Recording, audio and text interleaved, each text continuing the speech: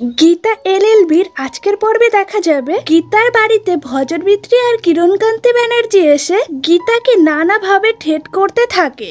গীতা চুপ করে মুখ বুজে শুনে থাকার মেয়ে নয়, সে উল্টেই তাদেরকে অপমান করে দেয় আর তাদেরকে বাড়ি থেকে বেরিয়ে যেতে বলে।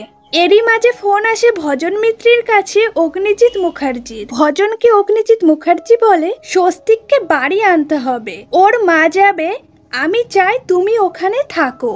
এরপর ভজন গীতাকে বলে খেলা শুরু হয়ে গেছে, ফার্স্ট চাল চালছে অগ্নিজিৎ মুখার্জি, ঘোড়ার আড়াই পা। গীতা বলে ঘোড়ার ঠ্যাং আমি একদম ভেঙে রেখে দেব, ঘোড়ার আড়াই পা চেলো না, আমি পছন্দ করি না। এবার গজের উপর বসে লড়বে গীতা এলএলবি। গীতার কথা শুনে তারা চুপ করে সেখান থেকে চলে যায়। এরপর দেখা যায় মেহেক আর এলি গিনিকে রেডি করছে।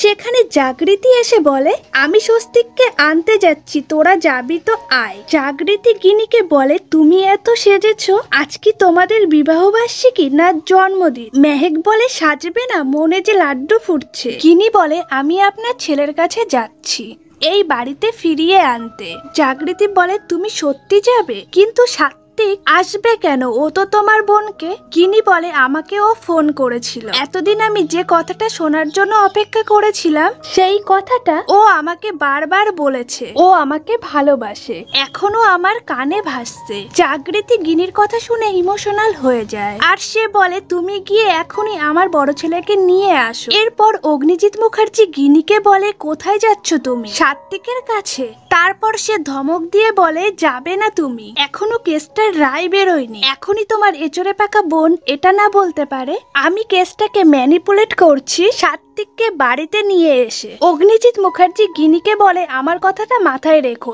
যাবে না তুমি। গিনি প্রচন্ড ইমোশনাল হয়ে পড়ে, সে কি করবে কিছু বুঝতে পারে না। তারপর মেহেক গীতাকে ফোন করে আর সে গীতার সাথে কথা বলতে বলে। গিনি ফোনটা ধরে বলে আমার সুখে কারোর নজর পড়ুক আমি চাই না, বলে ফোনটা কেটে দেয়। এইদিকে গীতা ভাবতে থাকে সে তার দিদির কোন সুখে নজর দিয়েছে। এরপর দেখা যায় পদ্ম মুখ থেকে কৃপনের সাথে দেখা করতে যায় জেলে। কৃপন পদ্মকে দেখে অবাক হয়ে যায়। কৃপন বলে তুই এখানে? পদ্ম বলে আমি ভুলতে পারছি না আপনাদের সংসার, বাড়ি, পরিবার, আমি জানি সবটা মিথ্যে ছিল, কিন্তু আমি সবটাই সত্যি ভেবেছিলাম। আপনি আমার বর, আমি আপনার বউ, আর আমি সবটা অজান্তেই আমি আপনাকে ভালোবেসে ফেলেছিলাম।